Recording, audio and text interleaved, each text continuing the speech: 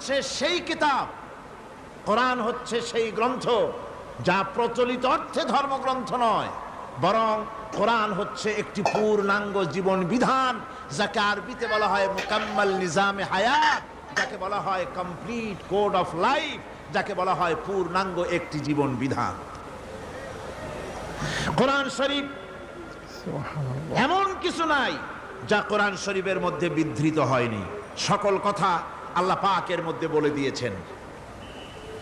একেবারে এ কোরআনে কি নাই, সব আছে। কোরআন শরীফ পিঁপড়া থেকে শুরু করে হাতি পর্যন্ত কোরআনের ভিতরে সন্নিবেশিত করা হয়েছে। পিঁপড়ার নামে একটা সূরা আছে না, নাম কি? সূরা আন-নামল।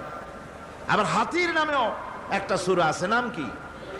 সূরা ফিল। লোহার নামে সূরা আছে, মাকড়সার